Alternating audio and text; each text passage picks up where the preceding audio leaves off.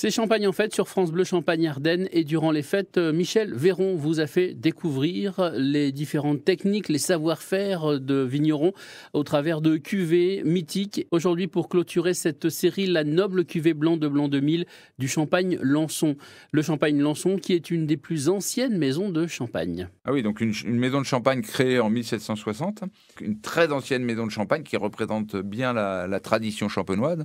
Surtout qu'en plus, c'est une des dernières grandes maisons à ne pas faire la fermentation malolactique, cette deuxième fermentation qu'on a la possibilité de faire sur les vins après la première, qui est la fermentation alcoolique. Donc ça, c'est sur le vin, hein, avant la mise en bouteille.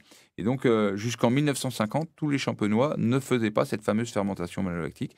Et Lançon a préservé donc cette tradition-là. Voilà, Lançon qui depuis 2006 fait partie du groupe Lançon BCC. Oui, Lançon BCC, un beau groupe avec des belles marques comme Philippona, comme Boiselle. Donc un groupe de belles maisons de champagne comme ça. Et qui a su aussi se moderniser, puisque Lançon s'est doté d'un outil de production à la pointe de la technologie, avec une nouvelle cuverie, mais aussi un chai à barrique qu'il réserve d'ailleurs pour le Clos Lançon. Avec un chef de cave mythique également.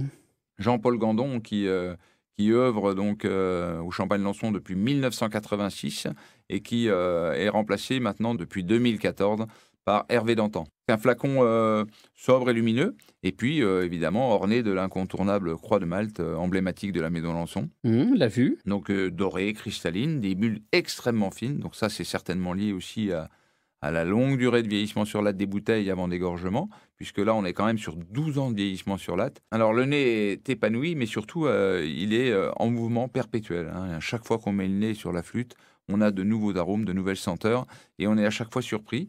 Alors, on a une grosse dominante de caramel, de cacao, de café torréfié à certains moments. Ça, c'est la maturité du champagne, hein, toujours dû à ces 12 longues années de vieillissement sur latte. Et puis après, on a aussi les arômes liés au chardonnay, avec de la pomme, de la poire, mais de la poire compotée, des agrumes, de la noisette grillée. Alors pour la bouche, ce qui surprend, c'est la pureté, la vivacité. Pour un champagne comme ça, qui est aussi vieux, aussi mûr, on a encore comme ça cette vivacité. Mais ça, c'est justement dû à ce blocage des fermentations malolactiques que j'évoquais tout à l'heure, qui préserve comme ça la finesse et la pureté. Et puis après, on va avoir évidemment la minéralité, hein, ça c'est le terroir de crai, puisque le chardonnay de cette cuvée de champagne est issu de grands crus de la Côte des Blancs, Avis et Cramant. Et puis après, donc, ça va quand même s'épanouir en une caresse comme ça, généreuse, peut-être grâce au dosage, puisqu'on a quand même ajouté 8 grammes par litre de sucre au dégorgement. La maison Lançon qui se trouve à Reims et qui possède un clos au cœur de la ville, lançon.com, c'est son site internet.